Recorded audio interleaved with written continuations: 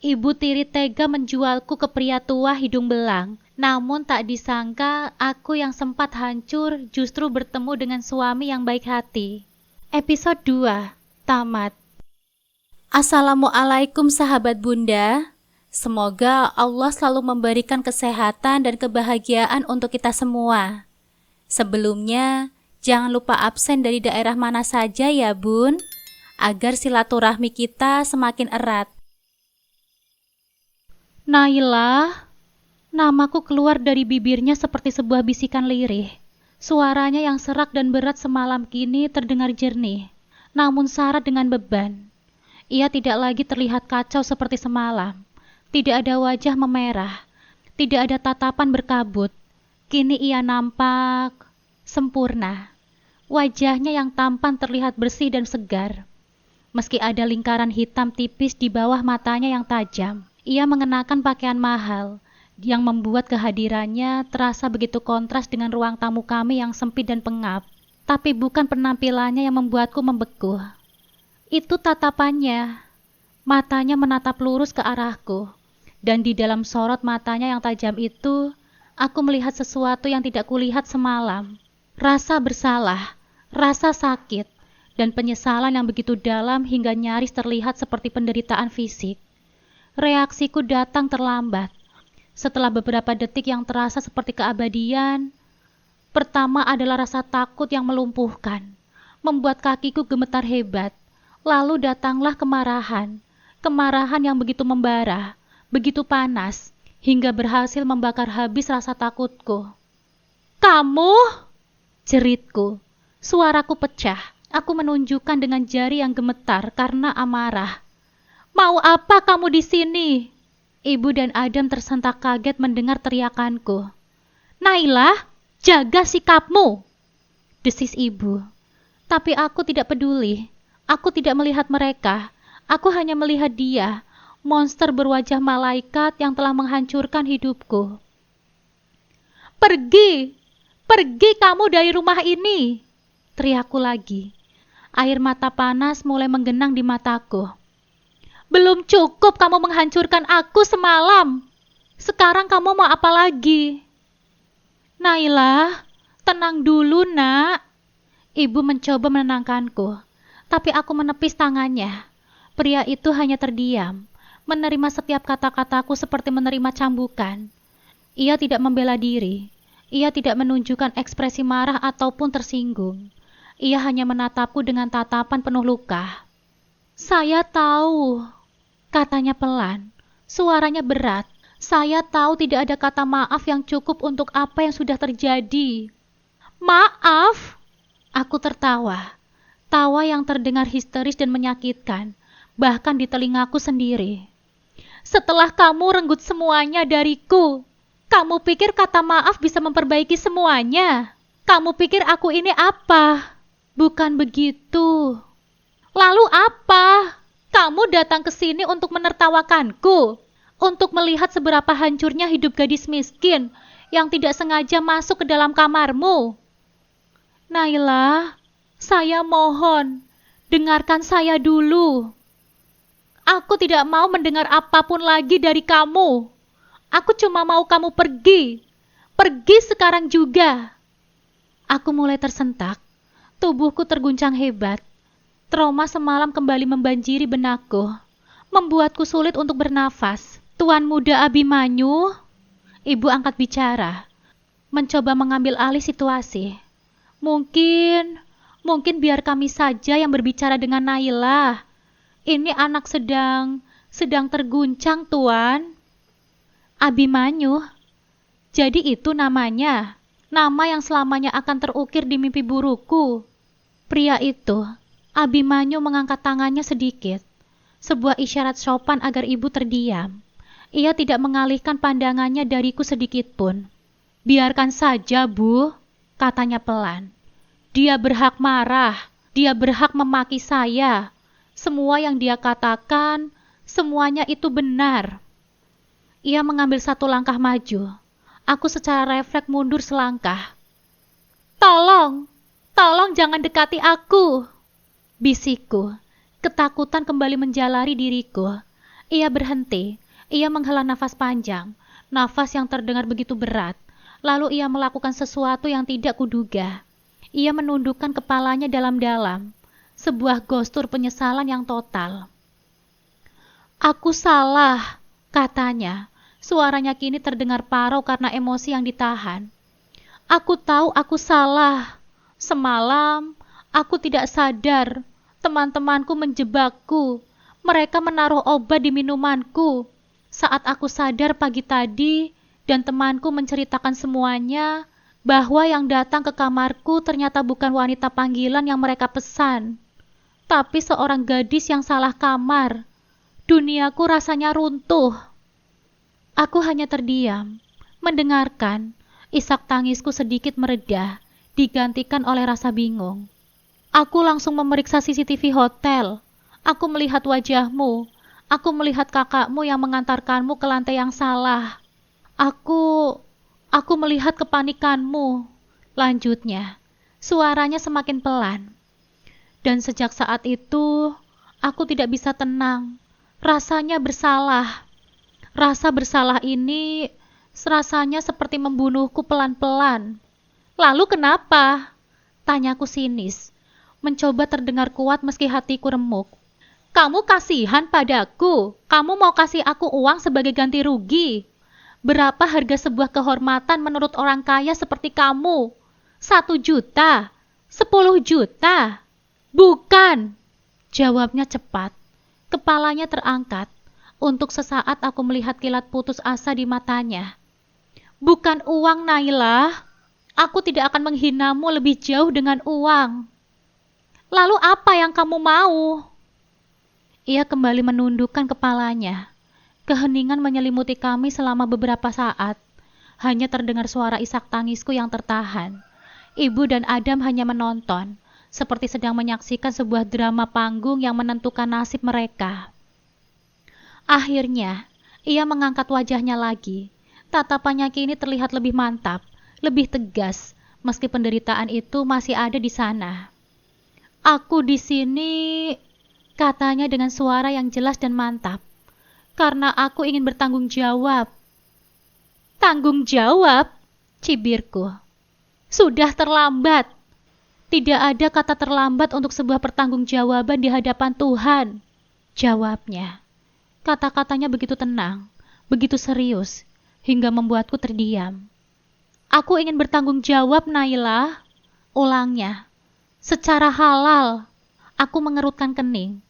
Apa maksudnya? Ibu dan Adam saling pandang. Aku bisa melihat lampu serakah mulai menyala di mata mereka. Maksud Tuan Abimanyu itu apa ya? Tanya ibu hati-hati. Suaranya penuh harap. Tanggung jawab seperti apa yang Tuan Muda tawarkan? Tentu saja musibah yang menimpa putri kami ini adalah sebuah luka yang sangat dalam. Kami sebagai orang tua... Abimanyu memotong ucapan ibu dengan sopan, tanpa mengalihkan pandangannya dariku. Tanggung jawab yang saya maksud bukan sekedar kompensasi materi, Bu. Katanya tegas. Ini menyangkut nama baik, masa depan, dan kehormatan putri Anda. Ini menyangkut dosa besar yang telah terjadi di antara kami. Ia menarik nafas dalam-dalam, seolah sedang mengumpulkan seluruh keberaniannya. Saya ingin menikahi Nailah. Waktu seolah berhenti. Kata-kata itu menggantung di udara. Terasa begitu berat dan tidak nyata. Menikah? Aku dengan dia. Dengan monster yang menghancurkanku. Tidak! Aku menjerit. Lebih keras dari sebelumnya. Aku tidak mau. Aku tidak sudi. Nailah, kamu diam dulu. Bentak ibu, tapi kali ini ada nada gembira yang tidak bisa dia sembunyikan dalam bentakannya. Tuan muda ini punya niat yang sangat baik, Nailah. Niat baik? Aku menatap ibu dengan nanar. Setelah semua yang telah terjadi, ibu menyebut ini niat yang baik. Ibu mau menjualku lagi padanya. Ini bukan menjual, ini pernikahan. Sahut Adam. Kamu seharusnya bersyukur. Ada orang sekaya dia yang masih mau denganmu. Aku lebih baik mati daripada harus menikah dengan dia. Raungku, air mataku kembali mengalir deras. Abimanyu menatapku dengan tatapan memohon. Naila, aku mohon, dengarkan aku, katanya dengan lembut. Aku tahu kamu membenciku. Aku pantas mendapatkannya. Aku tidak memintamu untuk mencintaiku, Naila. Aku tidak memintamu untuk memaafkanku. Pernikahan ini, anggap saja ini sebagai cara untuk melindungimu. Aku akan memberikanmu status yang halal di mata agama dan hukum. Aku akan menjamin kehidupanmu, memastikan tidak ada seorang pun yang bisa merendahkanmu lagi. Aku bersumpah, aku tidak akan pernah menyentuhmu tanpa seizinmu. Bohong, semua laki-laki sama saja. Aku berjanji, Naila, katanya lagi. Suaranya begitu tulus hingga membuat pertahananku sedikit goyah. Setelah semuanya tenang, setelah kamu merasa aman, jika saat itu kamu masih ingin berpisah, aku akan kabulkan permintaanmu tanpa syarat. Aku hanya ingin memperbaiki apa yang sudah aku rusak. Meskipun aku tahu itu tidak akan pernah bisa kembali sempurna. Aku terdiam, dilanda badai emosi yang saling bertentangan. Rasa benci, takut, marah, tapi juga secercah kebingungan.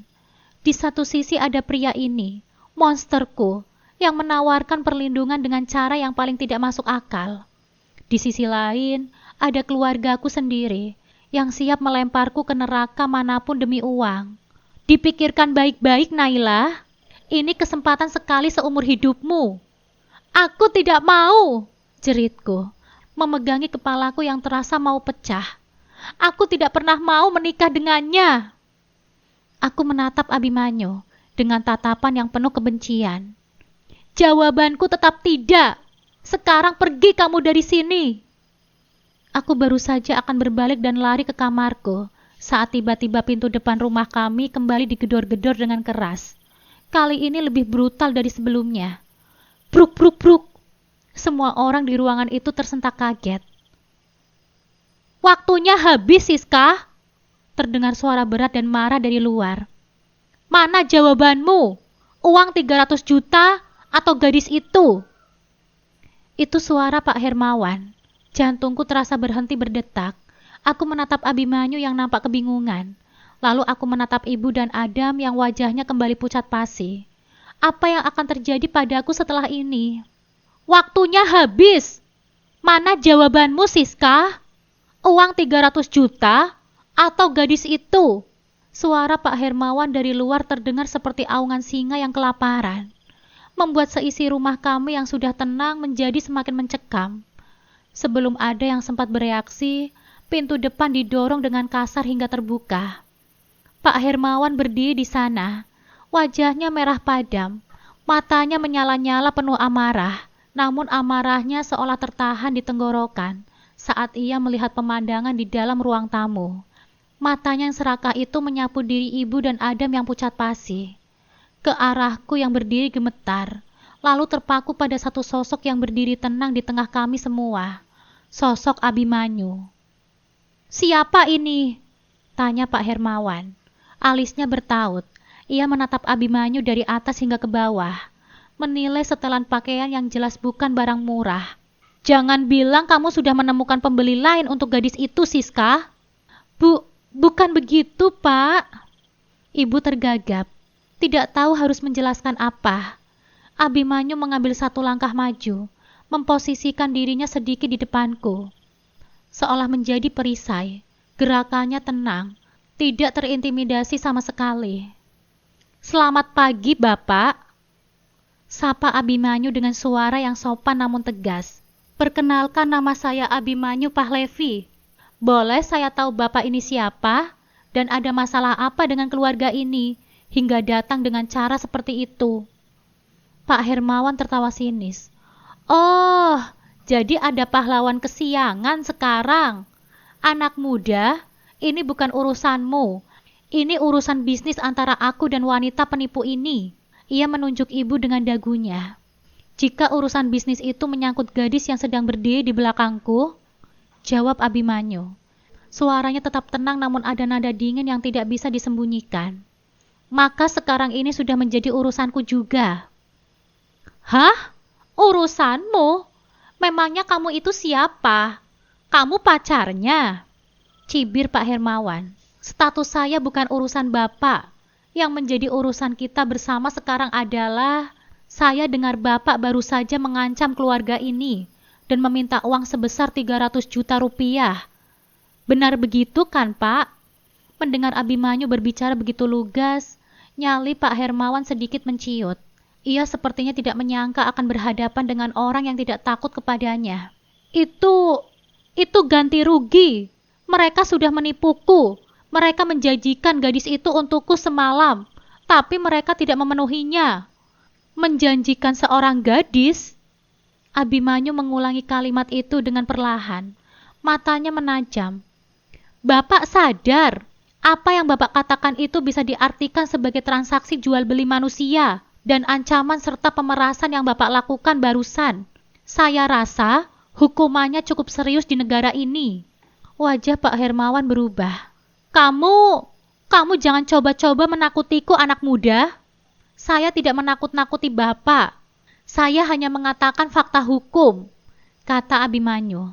Ia kemudian merogoh sakunya, mengeluarkan ponsel dan menemukan sebuah nomor. Saya rasa pengacara saya akan lebih pandai menjelaskan pesan-pesan yang relevan. Mata Pak Hermawan membelalak melihat tindakan Abimanyu yang begitu cepat dan tidak terduga. Ia melirik ke arah Ibu dan Adam yang hanya bisa terdiam membisu, lalu kembali menatap Abimanyu yang kini sedang menunggu panggilannya tersambung. Tunggu! Cegah Pak Hermawan. Suaranya kini tidak lagi segarang tadi. Tidak perlu sampai sejauh itu. Kita bisa bicarakan ini baik-baik. Abimanyu menurunkan ponselnya, menatap lurus ke mata Pak Hermawan. Baiklah kalau begitu, mari kita bicara dengan baik-baik. Bapak merasa dirugikan karena uang muka Bapak tidak mendapatkan pelayanan yang dijanjikan. Begitu bukan? Iya benar begitu. Dan keluarga ini, terutama Naila. Abimanyu menyebut namaku dengan lembut, membuat jantungku berdesir aneh.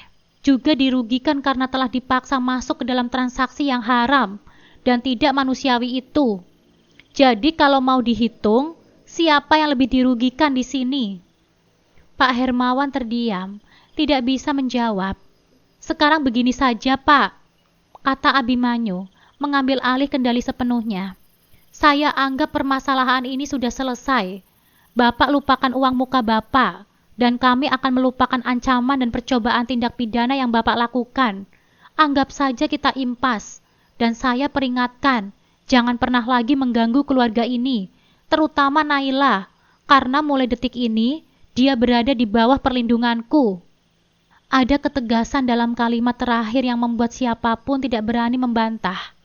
Pak Hermawan menelan ludah, menatap Abimanyu dengan tatapan campur aduk antara kesal, takut, dan takjub. Ia tidak tahu sudah kalah. Baik-baik, katanya akhirnya dengan suara serak. Aku tidak akan mengganggu mereka lagi. Tanpa berkata apa-apa lagi, pria berperut buncit itu berbalik dan pergi dengan langkah tergesa-gesa, seperti seekor anjing yang baru saja diusir oleh pemilik rumah. Setelah pintu tertutup, keheningan menyelimuti kami. Ibu dan Adam menatap Abimanyu dengan tatapan penuh kekaguman dan rasa terima kasih. Mereka baru saja diselamatkan dari lubang buaya, dan pahlawan mereka berdiri tepat di hadapan mereka. Terima kasih banyak, Tuan Muda, kata ibu. Hampir bersujud jika saja ditahan oleh Adam. Kami tidak tahu bagaimana harus membalas kebaikan Tuan Muda. Abimanyu hanya mengangguk kecil. Wajahnya kembali menunjukkan ekspresi lelah dan bersalah saat ia menatapku. Saya belum selesai, Bu. Masih ada urusan yang lebih penting yang harus saya selesaikan. Ia memberi isyarat ke arah pintu. Tidak lama, dua orang pria masuk ke dalam rumah. Satu orang adalah pria parubaya dengan wajah teduh, mengenakan peci dan baju koko rapi seorang ustadz. Yang satu lagi adalah pria yang lebih muda, seumuran dengan Abimanyu, berpenampilan necis dan profesional, membawa sebuah map di tangannya. Perkenalkan, kata Abimanyu. Ini Ustadz Hafiz, dan ini Farhan, sahabat sekaligus perwakilan dari pihak saya. Aku mengenali nama Farhan. Itu nama yang disebut oleh ibu saat menerima telepon dari pengacara semalam. Ibu dan Adam mempersilahkan mereka untuk duduk dengan penuh hormat, meski nampak kebingungan. Seperti yang sudah saya sampaikan sebelumnya, kata Abimanyu, kembali membuka pembicaraan. Kedatangan saya kemari, selain untuk memastikan keadaan Naila, saya juga akan menepati janji saya. Saya ingin melamar Naila secara resmi dan baik-baik. Wajah ibu langsung cerah seperti pagi hari. Senyumannya merekah lebar. Matanya berbinar-binar penuh dengan gambar-gambar kemewahan. Oh, tentu saja Tuan Muda. Tentu saja kami terima. Kami sangat bahagia jika putri kami bisa menjadi bagian dari keluarga Tuan Muda yang terhormat. Ini adalah sebuah kehormatan yang besar bagi kami. Aku hanya bisa menatapnya dengan tatapan muak. Begitu mudahnya dia menjualku. Kami sangat setuju Tuan Muda. Tambah Adam, ikut-ikutan. Apapun demi kebahagiaan adik kami, Naila. Abimanyu nampak tidak nyaman dengan panggilan Tuan Muda, dengan antusiasme mereka yang berlebihan. Farhan, sahabatnya, berdehem pelan untuk menengahi. Syukurlah jika niat baik sahabat saya diterima, kata Farhan dengan sopan. Tentu dalam proses ini ada beberapa hal yang perlu kita bicarakan, termasuk mengenai mahar dan... Oh, tentu saja, potong ibu dengan cepat. Matanya yang serakah tidak bisa lagi disembunyikan. Mengenai mahar, kami sebagai orang tua tidak ingin merepotkan. Tapi tentu saja dalam adat kami ada yang namanya uang bibit, bebet dan bobot sebagai tanda keseriusan. Mengingat status keluarga Tuan Muda dan juga musibah yang menimpa putri kami, mungkin sebagai tanda permintaan maaf, maharnya harus besar. Maharnya sebesar 500 juta rupiah. Saya rasa itu sudah pantas. Aku terkesiap mendengar angkanya. Dia benar-benar tidak punya malu. Abimanyu menatap ibu dengan tatapan yang sulit diartikan. Lalu ia menghela nafas. Mohon maaf ya Bu, sepertinya ada kesalahpahaman yang sangat besar di sini. Kesalahpahaman apa Tuan Muda? Tolong jangan panggil saya Tuan Muda, kata Abimanyu pelan namun tegas. Nama saya Abimanyu, dan saya bukan orang kaya seperti ibu dan Mas Adam bayangkan. Keheningan melanda ruangan, senyum di wajah ibu membeku. Pekerjaan saya, lanjut Abimanyu, menatap lurus pada ibu. Saya adalah seorang security di sebuah perusahaan besar di Jakarta. Security? Ulang ibu. Suaranya terbata-bata. Satpam maksudnya? Celutuk Adam dengan nada tak percaya. Wajah mereka berdua berubah drastis. Dari kekaguman menjadi kekecewaan. Dari antusiasme menjadi kecurigaan. Aku bisa melihat api keserakahan di mata ibu padam seketika. Digantikan oleh kekesalan. Jadi kamu itu bukan... Bukan, Bu. Jawab Abimanyu dengan tenang. Saya hanya seorang pegawai biasa. Saya datang ke sini dengan niat tulus untuk bertanggung jawab, bukan untuk memamerkan harta yang tidak saya miliki. Alah, terus tadi sama Pak Hermawan kenapa kamu berani sekali? Tuduh Adam. Gaya kamu itu kayak orang punya kuasa saja. Saya hanya menggunakan logika hukum, bukan uang, dan saya tidak akan membiarkan siapapun mengancam seorang wanita di depan mata saya. Siapapun saya. Jawab Abimanyu. Tatapannya kini beralih kepadaku. Ibu terdiam lama. Otaknya sepertinya sedang bekerja keras. Ia menatap Abimanyu yang hanya seorang satpam. Lalu teringat pada ancaman polisi dari pihak hotel. Dan juga kehormatanku yang sudah ternoda. Ia terjebak. Tidak ada lagi keuntungan materi yang bisa ia dapatkan. Tapi membatalkan pernikahan ini juga beresiko. Ustadz Hafiz yang sedari tadi diam saja akhirnya angkat bicara. Ibu, Bapak, katanya dengan suara lembut dan menenangkan. Niat pernikahan dalam Islam adalah untuk menyempurnakan ibadah dan menjaga kehormatan. Apa yang telah terjadi pada Ananda berdua adalah sebuah musibah. Jalan terbaik untuk menutupi aib dan memulai lembaran baru yang diridhoi Allah adalah melalui ikatan yang suci ini. Tapi Ustadz, sela ibu, wali nikahnya bagaimana? Saya ini kan hanya ibu tiri. Karena itulah kami datang dengan persiapan, sahut Farhan. Dan untuk menghindari adanya niat-niat yang tidak lurus dalam perwalian, kami sudah berkoordinasi dengan KUA setempat. Pernikahan ini akan menggunakan wali hakim untuk memastikan keabsahannya tanpa ada paksaan atau kepentingan dari pihak manapun. Lagi-lagi mereka mengambil alih kendali. Ibu tidak bisa lagi menggunakan statusnya untuk menuntut apa-apa. Ia sudah kalah telak. Baiklah, baik, saya setuju, kata ibu akhirnya dengan nada pasrah dan kecewa. Dan tidak ada seorang pun yang bertanya padaku, seolah suaraku tidak ada harganya, seolah persetujuanku tidak penting. Aku hanya boneka dalam pertunjukan takdir yang menyedihkan ini.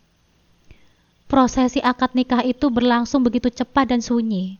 Tidak ada dekorasi, tidak ada tamu, tidak ada baju pengantin. Hanya ada kami di ruang tamu yang sempit.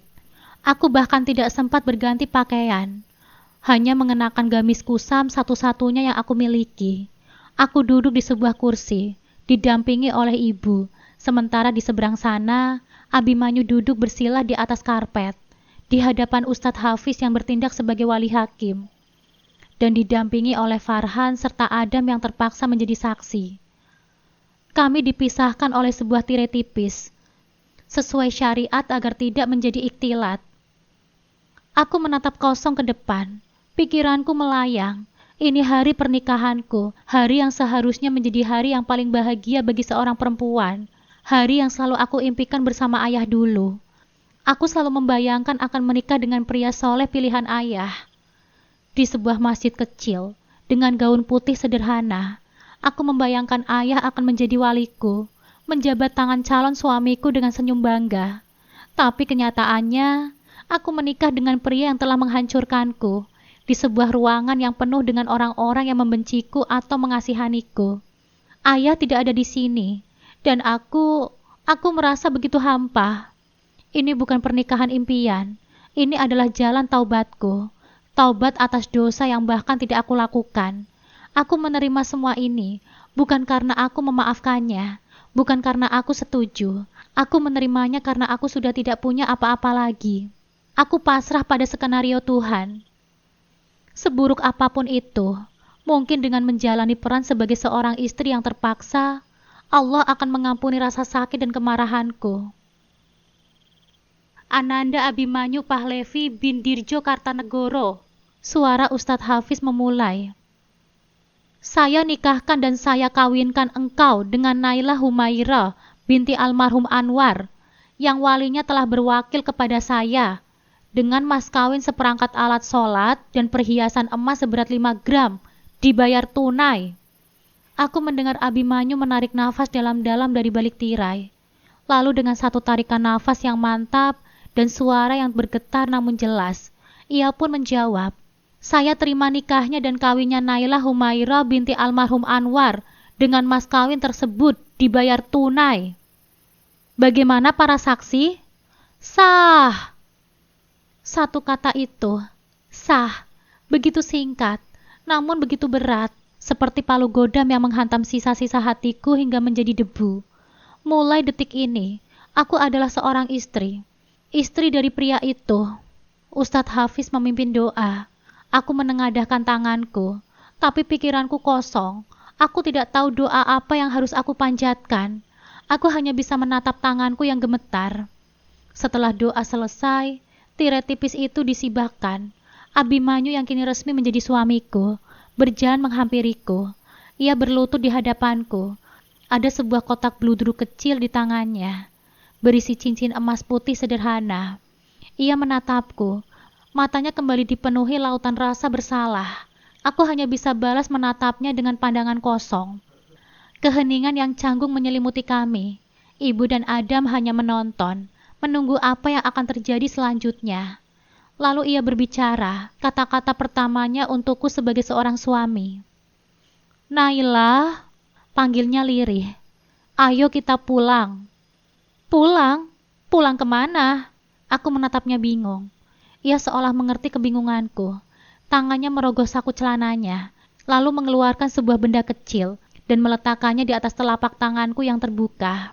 Sebuah kunci biasa dengan gantungan sederhana. Ini, katanya pelan. Ini kunci rumah kita. Rumah? Rumahnya di mana, Nak Abi? Jangan-jangan rumahnya besar ya, di kompleks elit. Pertanyaan ibu meluncur begitu saja, tajam dan penuh perhitungan. Tepat setelah kunci itu terasa dingin di telapak tanganku. Matanya yang serakah berbinar-binar. Otaknya pasti sudah membayangkan sebuah istana megah, tempat ia bisa datang berkunjung dan memamerkan menantu barunya. Abimanyu, yang baru saja akan menarik tanganku, berhenti sejenak. Ia menatap ibu dengan ekspresi datar yang sulit kubaca. Hanya rumah kontrakan biasa saja, Bu. Sangat sederhana. Cukup untuk kami berdua memulai hidup baru. Oh, ternyata cuma kontrakan. Seketika, binar mata ibu meredup, digantikan oleh kekecewaan yang tidak bisa ia sembunyikan. Saya kira... Kan sudah saya bilang, Bu, saya hanya seorang security. Potong Abimanyu dengan sopan namun tegas, seolah ingin mengubur semua harapan palsu ibu saat itu juga. Saya tidak bisa memberikan kemewahan. Yang saya bisa berikan pada Naila hanyalah perlindungan dan tanggung jawab saya sebagai seorang suami. Ibu terdiam, senyumannya menjadi kaku. Adam yang berdiri di belakangnya mendengus pelan, jelas-jelas meremehkan. Kalau begitu kami pamit dulu, kata Abimanyu. Kini beralih menatapku. Naila, ayo kita pulang. Aku masih membeku di tempat. Pulang? Bersama dia? Ke rumah barunya yang entah di mana? Rasanya seperti mimpi buruk yang tidak ada habisnya. Naila, ayo, ulang ibu, kali ini dengan nada mendorong. Jangan buat suamimu menunggu lama. Sekarang kamu sudah jadi tanggung jawabnya. Ada penekanan aneh pada kata tanggung jawabnya. Seolah ia senang akhirnya bisa melepaskan beban bernama Naila Humairah pada pundaknya. Dengan langkah yang terasa begitu lebih berat dari menyeret batu, aku berjalan mengikutinya. Aku tidak berpamitan. Untuk apa? Aku hanya menatap lantai keramik yang kusam saat melewati ibu dan Adam. Aku bisa merasakan tatapan mereka di punggungku. Tatapan kecewa karena aku hanya ternyata dinikahi oleh seorang satpam. Di luar, Ustadz Hafiz dan Farhan sudah menunggu di samping sebuah mobil sedan hitam yang nampak biasa saja, bukan mobil mewah seperti yang mungkin diharapkan oleh ibu. Ananda berdua, kata Ustadz Hafiz dengan senyum teduh saat kami mendekat. Ingatlah, pernikahan adalah ibadah terpanjang. Fondasinya adalah sabar dan saling mengerti. Semoga Allah memberkahi rumah tangga kalian. Aku hanya bisa mengangguk kecil. Abi, kalau ada apa-apa hubungi aku ya, kata Farhan, sambil menepuk pundak sahabatnya itu. Ia lalu menatapku dengan tatapan yang lebih lembut. Mbak Naila, jangan sungkan kalau butuh bantuan hukum atau sekedar teman bicara. Aku kembali mengangguk, tanpa mampu berkata-kata. Abimanyu membukakan pintu mobil untukku, membuat gestur kecil yang terasa begitu asing. Aku ragu sejenak, lalu aku masuk ke dalam mobil. Dia menutup pintu dengan pelan, berjalan memutar, dan duduk di kursi kemudi. Perjalanan itu terasa seperti seabad. Tidak ada yang bicara, hanya ada suara mesin mobil dan deru kendaraan lain di jalanan. Aku duduk terpaku di kursiku, menempelkan tubuhku sedekat mungkin ke pintu, seolah ingin menciptakan jarak sejauh mungkin darinya. Aku menatap keluar ke jendela, menyaksikan jalanan yang ramai, toko-toko, dan orang-orang yang berlalu lalang. Mereka semua nampak normal, menjalani hidup mereka seperti biasa. Dan sementara aku merasa seperti baru saja, diculik dari duniaku sendiri dan dilemparkan ke sebuah planet asing. Aku duduk di dalam mobil bersama pria ini, suamiku, monsterku, penyelamatku. Ketiga status itu berkelahi di dalam kepalaku, membuatku pusing dan mual. Aku meliriknya dari sudut mata. Ia fokus menyetir, rahangnya mengeras, tatapannya lurus ke depan. Sesekali ia akan menghela nafas panjang, nafas seorang pria yang menanggung beban berat. Beban apa? Beban karena telah menghancurkan hidupku, atau beban karena sekarang harus hidup dengan seorang istri yang dinikahi karena terpaksa. Setelah sekitar setengah jam perjalanan, mobil berbelok memasuki sebuah gang yang tidak terlalu besar, lalu berhenti di depan sebuah rumah kecil, rumah kontrakan petak, yang diapit oleh rumah-rumah lain di kanan kirinya. Dindingnya berwarna krem pucat, dengan pagar besi hitam setinggi pinggang. "Kita sudah sampai," katanya pelan. Ia turun lebih dulu, lalu kembali membukakan pintu untukku. Aku turun dari mobil, berdiri canggung di depan pagar sambil memandangi rumah yang akan menjadi rumahku.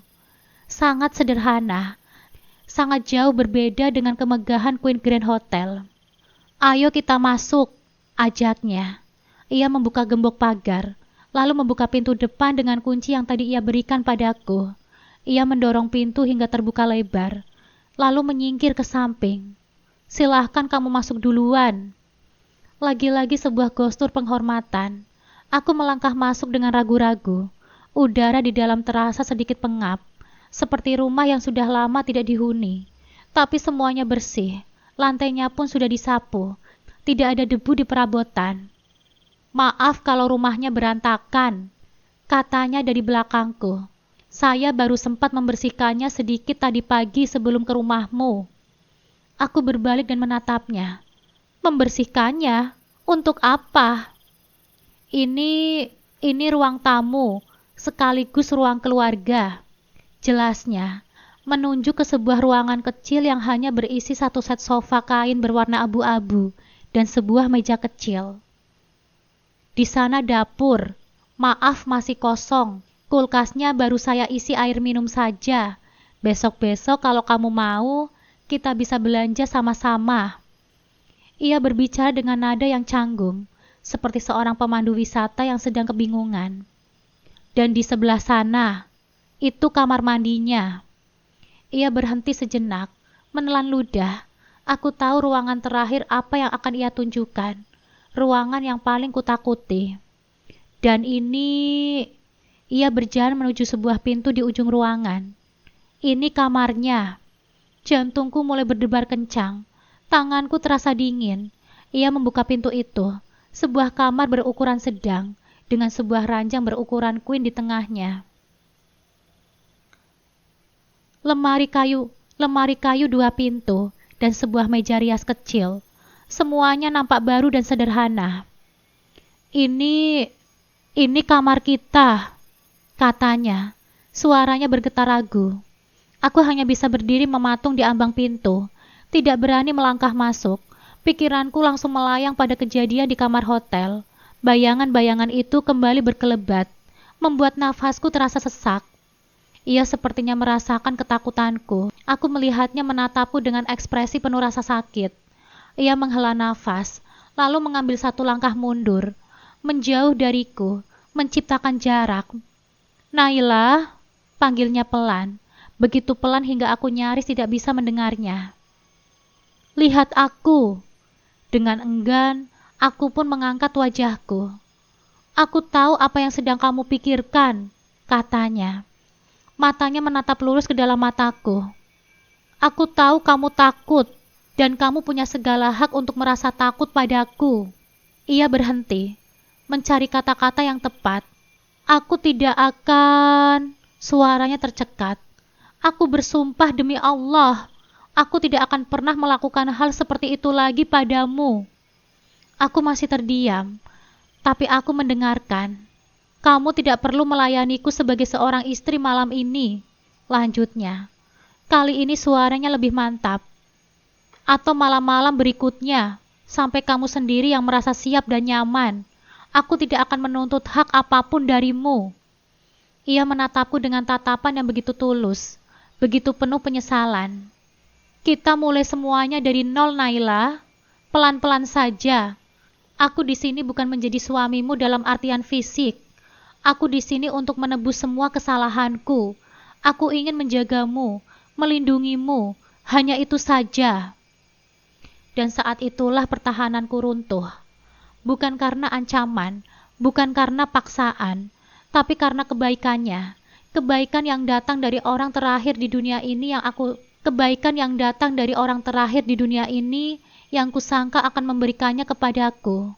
Setelah seumur hidup menerima hinaan, setelah mengalami trauma yang begitu mengerikan, diperlakukan dengan hormat seperti ini, rasanya begitu aneh, begitu luar biasa.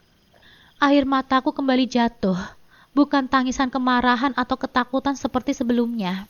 Ini tangisan yang berbeda, tangisan karena kebingungan, tangisan karena hatiku yang sudah hancur lebur,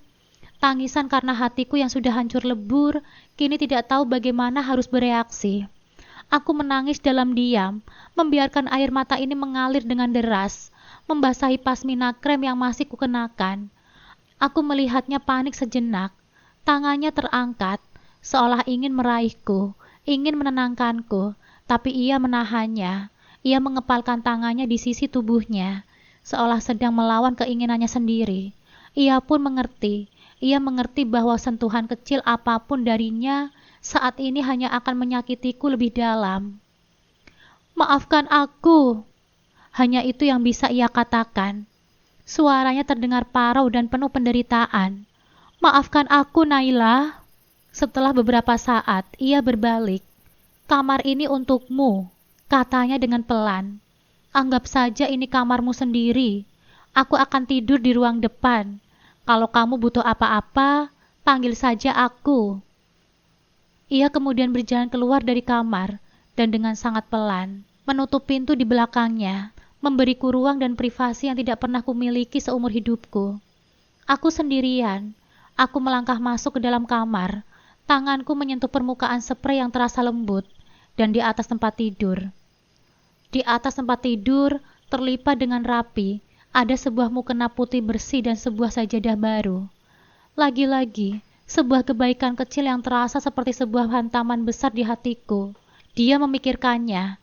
Dia memikirkan kebutuhanku untuk beribadah. Aku berjalan ke kamar mandi kecil di dalam kamar, mengambil air wudhu. Air yang dingin itu terasa seperti membasuh sedikit api di dalam dadaku.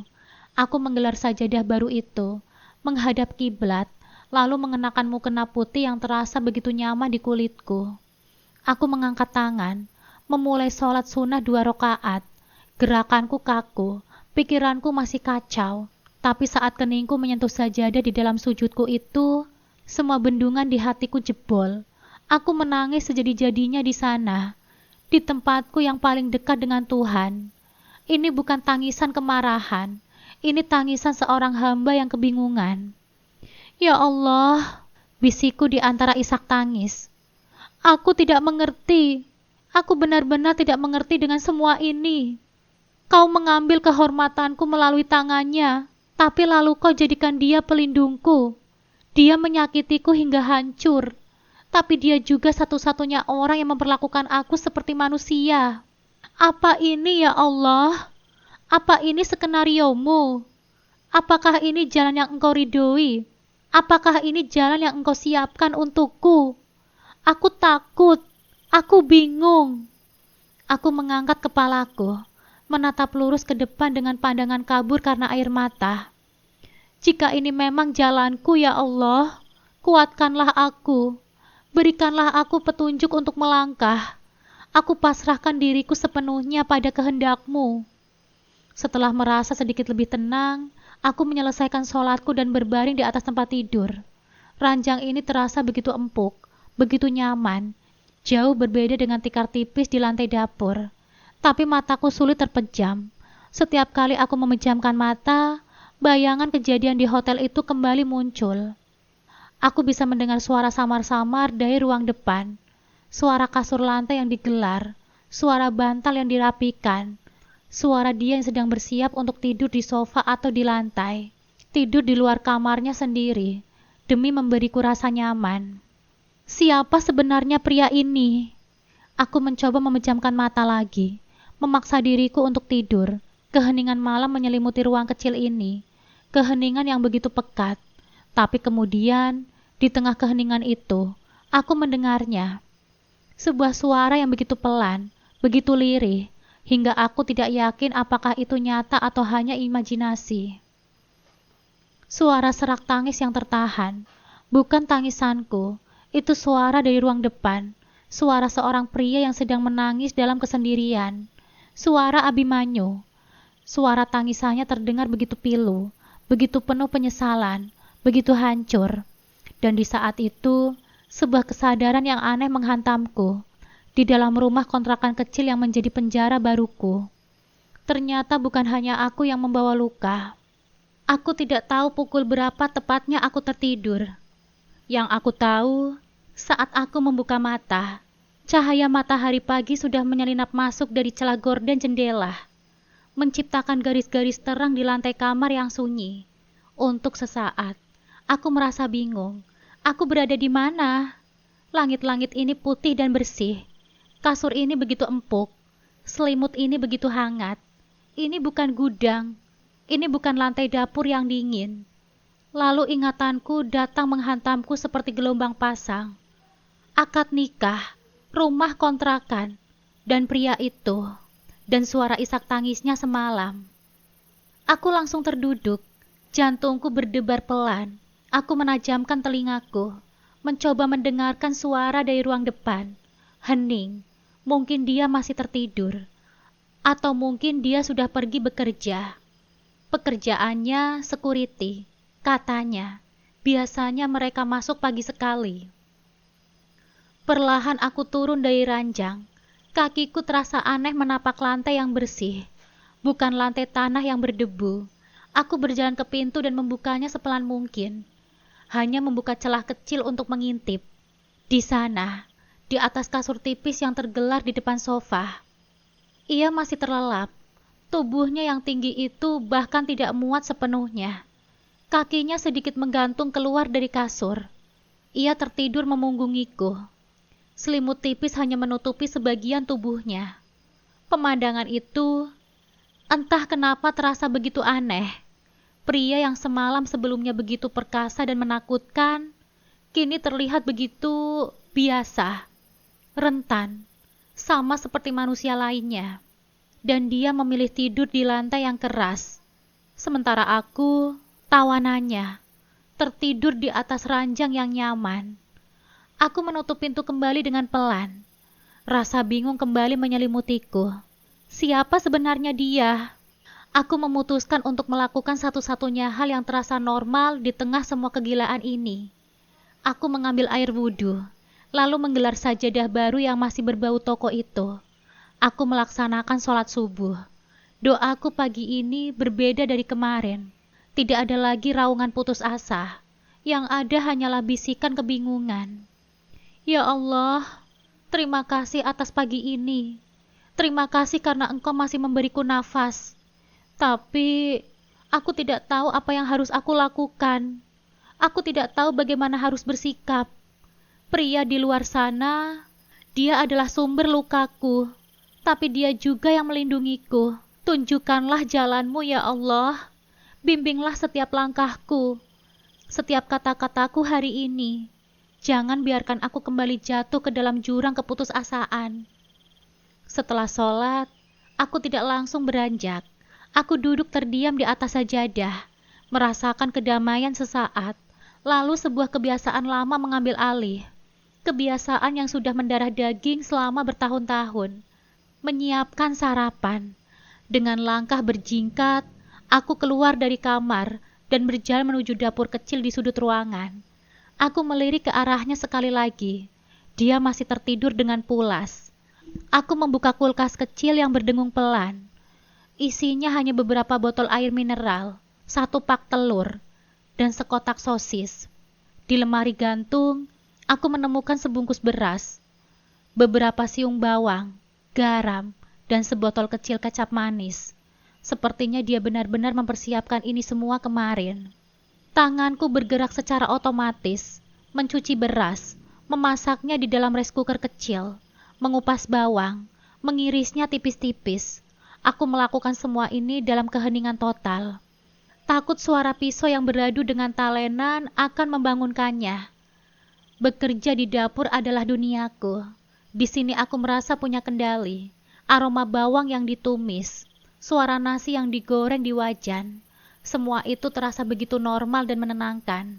Aku hanya membuat nasi goreng telur sederhana, makanan yang biasa aku siapkan untuk ibu dan Adam. Bedanya kali ini aku membuatkannya bukan karena perintah atau paksaan. Aku membuatkannya karena, entahlah, mungkin karena aku tidak tahu lagi apa yang harus aku lakukan. Setelah nasi goreng matang dan tersaji di 2 piring, masalah baru muncul. Masalah yang terasa begitu sepele, namun begitu sulit. Aku harus membangunkannya. Aku berdiri di ambang pintu, menatap punggungnya yang masih terlelap. Apa yang harus aku katakan? Bagaimana aku harus memanggilnya? Tuan? Oh, tidak. Rasanya terlalu formal dan aneh. Kami kan sudah menikah. Meskipun pernikahan ini terasa seperti lelucon pahit. Abimanyu? Terlalu akrab. Aku tidak merasa punya hak untuk memanggil namanya begitu saja. Mas, dia memang lebih tua dariku. Tapi kata itu menyiratkan kedekatan, kehangatan, sesuatu yang jelas tidak ada di antara kami. Suamiku. Kata itu seperti duri di lidahku. Mengucapkannya terasa seperti sebuah pengkhianatan terhadap diriku sendiri, terhadap semua rasa sakit yang ia sebabkan. Aku berdiri di sana selama hampir 5 menit, berperang dengan diriku sendiri. Jantungku berdebar hanya karena memikirkan satu kata panggilan. Akhirnya, aku pun menyerah. Aku tidak akan memanggilnya dengan nama apapun. Aku berjalan pelan ke arahnya. Lalu dengan sengaja aku menjatuhkan sendok ke lantai di dekatnya. Trang! Bunyi itu terdengar begitu keras di ruangan yang sunyi. Dia langsung bergerak, terperanjat kaget. Ia terduduk dengan cepat. Matanya mengerjap-ngerjap nampak bingung. Ada apa? Aku langsung mundur selangkah. Maaf, sendoknya jatuh, kataku pelan, menundukkan kepala. Ia mengusap wajahnya, mencoba mengumpulkan kesadarannya. Aku bisa melihat bekas garis-garis bantal sofa di pipinya. Pemandangan itu membuatnya terlihat sedikit konyol, sedikit manusiawi. Ia menatapku, lalu menatap meja kecil di sudut ruangan, di mana 2 piring nasi goreng sudah tersaji. Kamu yang masak? Tanyanya. Suaranya khas orang bangun tidur. Aku hanya mengangguk. Naila, katanya dengan nada lembut namun terdengar seperti teguran. Kamu tidak perlu melakukan ini semua. Aku kan sudah bilang. Tidak apa-apa, potongku cepat. Saya sudah terbiasa. Kalimat itu keluar begitu saja. Sudah terbiasa melayani, terbiasa menjadi pesuruh. Aku langsung menyesalinya. Kalimat itu seolah membuka sedikit pintu ke masa laluku yang kelam. Ekspresi wajahnya berubah. Ada kilat rasa sakit di matanya saat mendengar jawabanku. Oh, hanya itu yang dia katakan. Ia bangkit, merapikan kasur lantainya dan melipat selimutnya dengan gerakan yang sedikit kaku. Kalau begitu terima kasih, katanya pelan. Saya cuci muka dulu.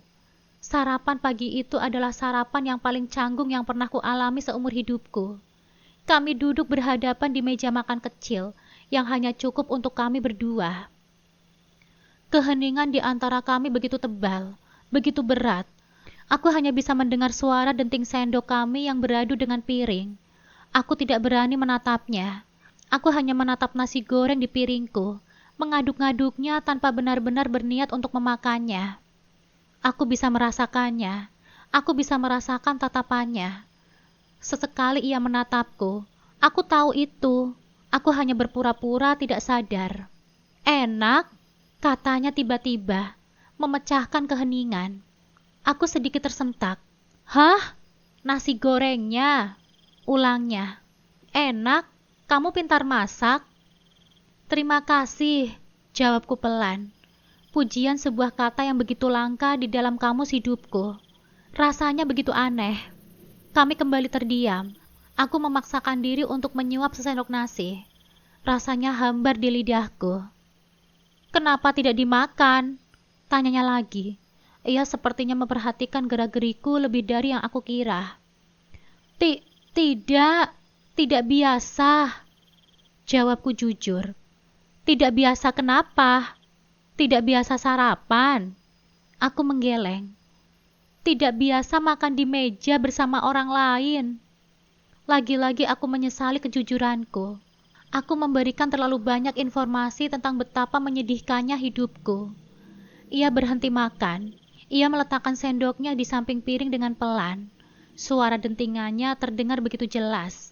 Ia menatapku. Kali ini tatapannya begitu intens hingga aku terpaksa mengangkat wajahnya. Naila, panggilnya dengan suara yang dalam dan serius. Aku tahu semua ini sangat sulit, sangat aneh untukmu. Aku bahkan tidak bisa membayangkan apa yang ada di kepalamu sekarang. Aku hanya diam menatapnya. Aku tidak akan berpura-pura mengerti perasaanmu. Karena aku tidak akan pernah bisa, lanjutnya. Tapi aku mau kamu tahu satu hal yang sungguh-sungguh dari hatiku. Ia berhenti sejenak, menatap mataku dalam-dalam, seolah ingin memastikan aku benar-benar mendengarnya.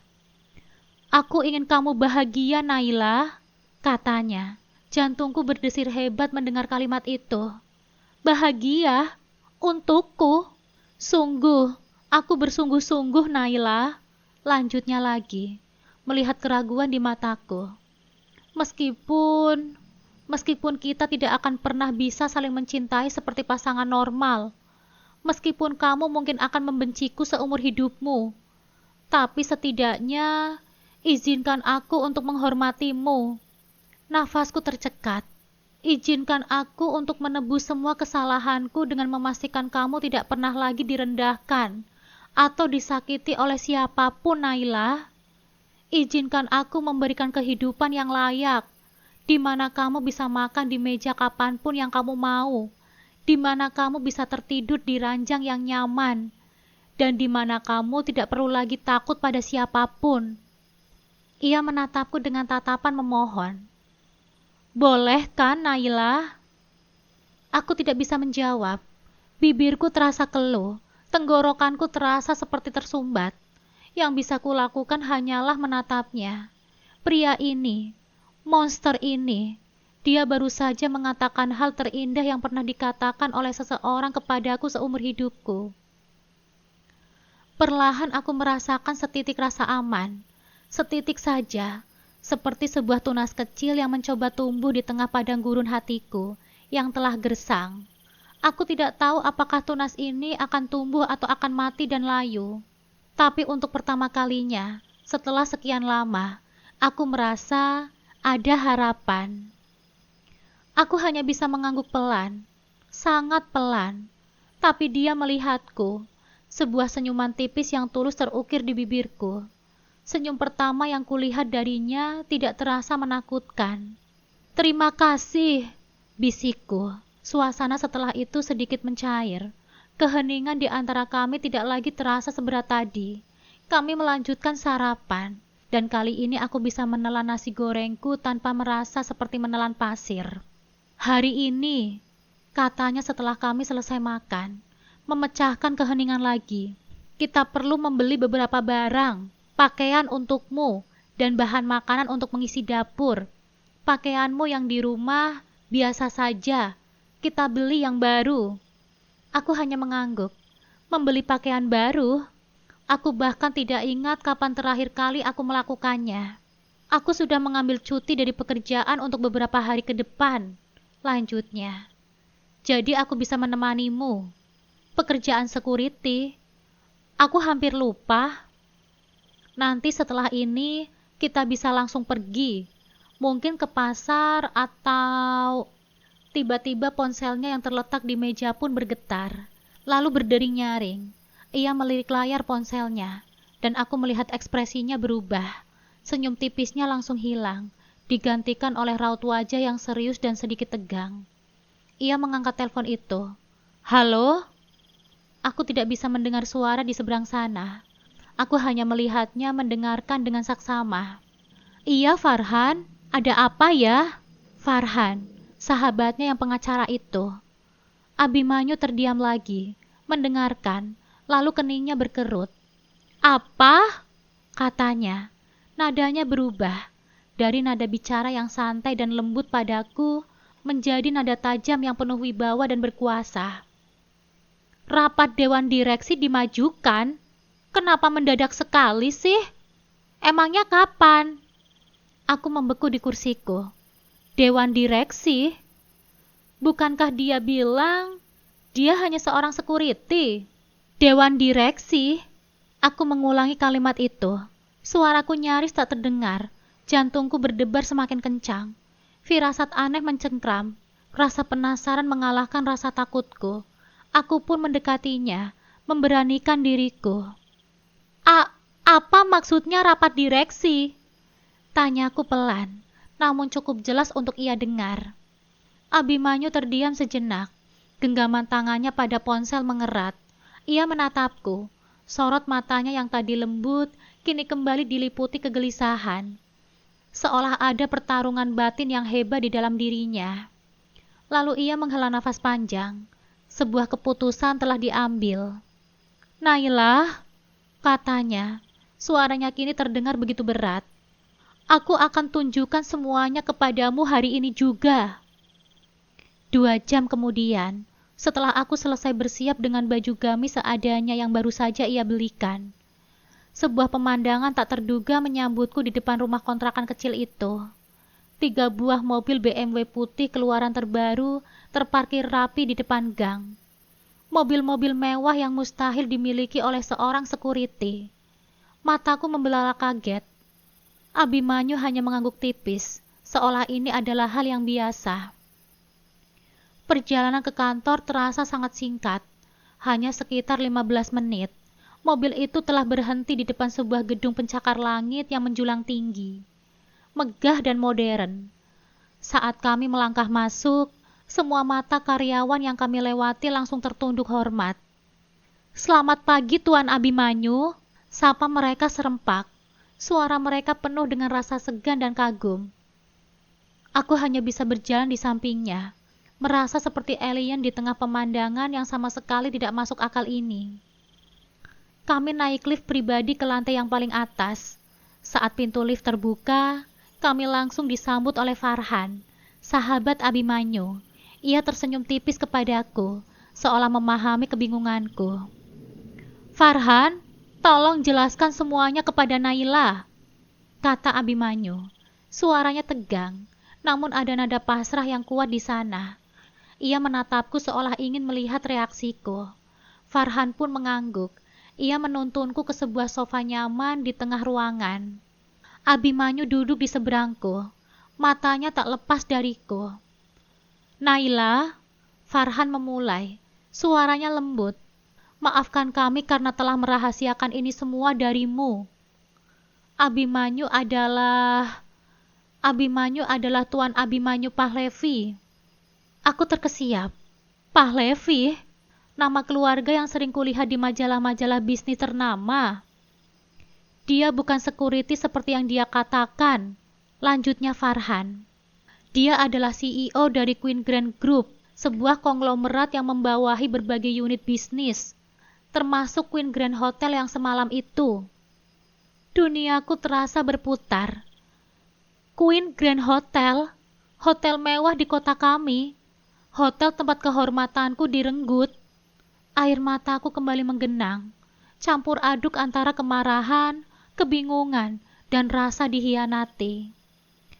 Jadi kamu pemilik hotel itu? Tanyaku. Suaraku bergetar. Kamu sudah berbohong kepadaku. Abimanyu mengangguk pelan. Aku tidak bermaksud untuk berbohong, Naila. Aku hanya takut kamu akan membenciku lebih dari ini jika kamu tahu yang sebenarnya. Aku ingin kamu melihatku sebagai Abimanyu, bukan sebagai tuan muda yang memiliki segalanya. Selama ini, Abimanyu memang sengaja menyembunyikan identitas aslinya dari banyak orang, Naila. Tambah Farhan, mencoba menenangkanku. Dia tidak suka dengan orang-orang yang mendekatinya hanya karena hartanya saja.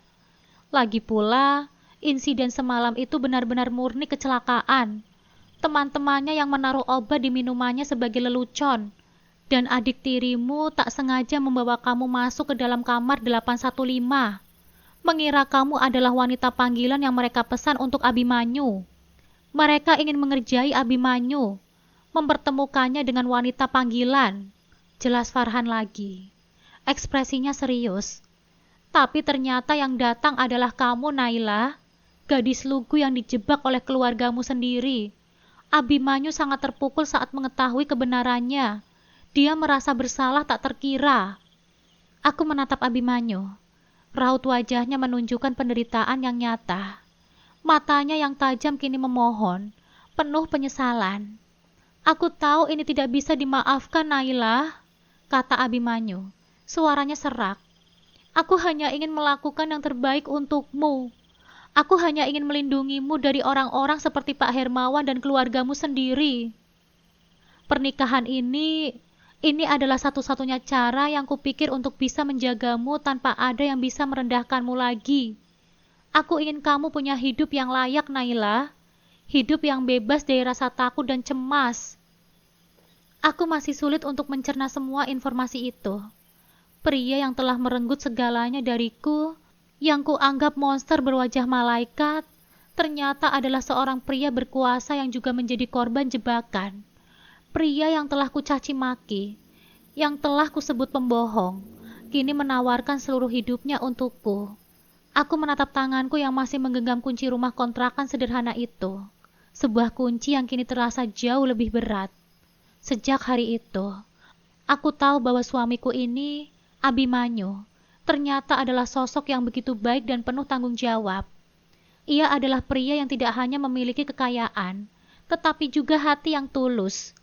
Tapi bukan hanya menyelamatkanku dari ancaman Pak Hermawan, tetapi juga memberiku kesempatan untuk memulai hidup yang baru, jauh dari bayang-bayang masa lalu yang menyakitkan.